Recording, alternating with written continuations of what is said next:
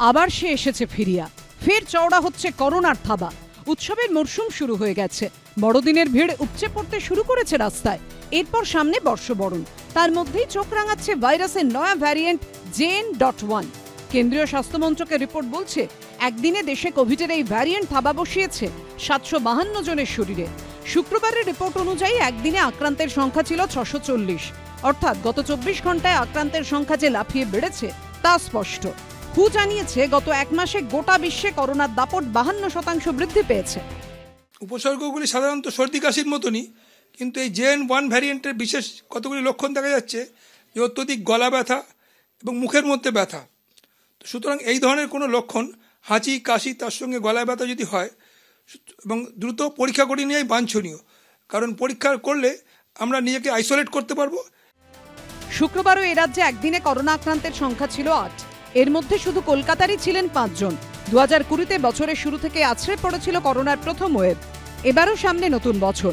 এই পরিস্থিতিতে সকলেই জানতে চাইছেন, কোভিডের এই নতুন ভ্যারিয়েন্ট কতটা মারাত্মক, তার সংক্রামক বা মারণ ক্ষমতা কতটা। আমার যেটা মনে হয় যে প্যানিক না করে যেটা করা উচিত, আমরা এটাকে কোভিডটাকে ওই ইনফ্লুয়েঞ্জার সঙ্গে যোগ করে দিই।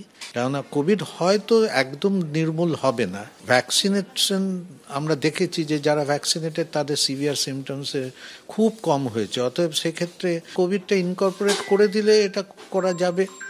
আমার মনে হয় সেটাই করা উচিত সরকারের। সম্প্রতি রাজ্যের মুখ্য সচিব ও স্বরাষ্ট্র সচিবের সঙ্গে আলোচনায় বসেন স্বাস্থ্য সচিব। সূত্রের খবর, ওই বৈঠকে করোনা আক্রান্তদের ওপর বিশেষ নজর রাখার সঙ্গে সঙ্গে RT-PCR টেস্টে গুরুত্ব দিতে বলা হয়েছে। সূত্রের খবর, এখন যাদের করোনা রিপোর্ট পজিটিভ আসছে তারা কেউ নতুন ভ্যারিয়েন্টে আক্রান্ত কিনা জানতে স্যাম্পল পাঠানো হচ্ছে Kalyani National Institute of Biomedical জিনোমিক্সে।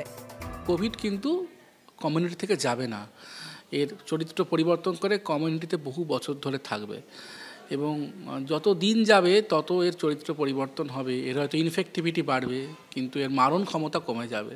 তো সেক্ষেত্রে মনে হয় আর যে 4-5টা ভাইরাস যেগুলো কমিউনিটিতে ঘুরে বেড়ায়, নর্মাল কোভিড ভাইরাস যেটা rhino virus, entero virus, metapneumo virus, যেগুলো নর্মাল সর্দি কাশি জ্বর, খুব রেয়ার ক্ষেত্রে কিছু কিছু ক্ষেত্রে নিউমোনিয়া করে থাকে, তো এবারে কোভিডটাও সেরকমই বিহেভ করবে বলে মনে হচ্ছে। শ্বাসকষ্টজনিত সমস্যা নিয়ে রোগী ভর্তির সংখ্যা বাড়লে তার জন্য তৈরি থাকতে বলা হয়েছে সমস্ত সরকারি হাসপাতালকে।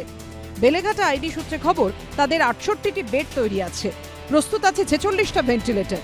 ঝিলম করঞ্জাই ও সন্দীপ সরকারের রিপোর্ট, ABP আনন্দ।